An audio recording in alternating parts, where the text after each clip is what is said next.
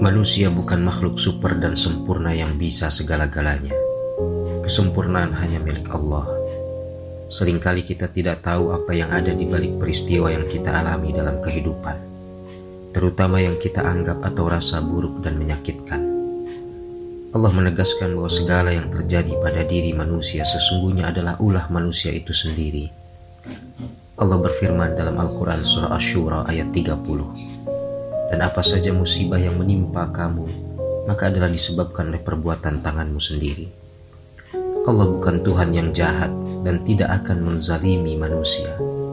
Manusia itu sendiri yang menjahati atau menzalimi diri sendiri.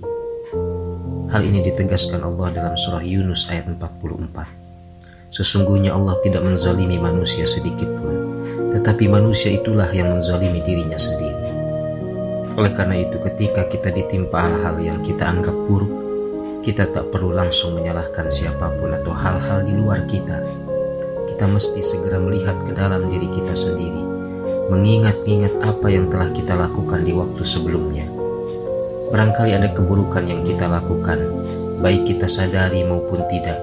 Bisa jadi apa yang kita alami saat ini adalah imbas atau hukuman balik sesuai dengan sunatullah yang kita terima. Allah berfirman, jika kamu berbuat baik, berarti kamu berbuat baik bagi dirimu sendiri.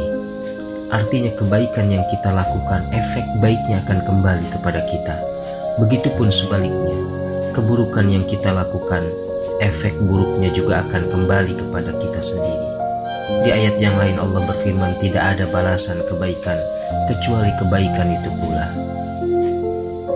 Allah menegaskan bahwa jika kita berbuat baik dengan mengerjakan ketaatan kepada Allah, berarti kita telah berbuat baik bagi diri kita sendiri, karena sesungguhnya pahala kebaikan itu untuk diri kita sendiri.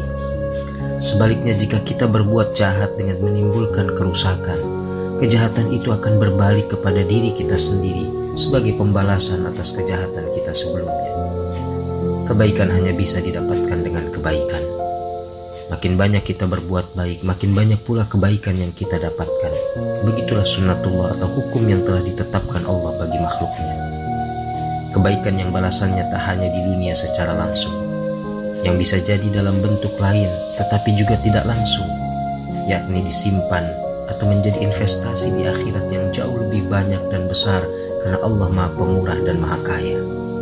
Oleh karena itu, Rasulullah melarang kita dari meremehkan kebaikan sekecil apapun itu atau sesederhana apapun bentuknya. Rasul bersabda, janganlah meremehkan kebaikan sedikit pun, walau hanya berbicara kepada saudaramu dengan wajah yang tersenyum. Amal tersebut adalah bagian dari kebaikan.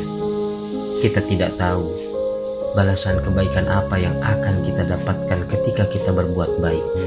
Kita hanya perlu memperbanyaknya.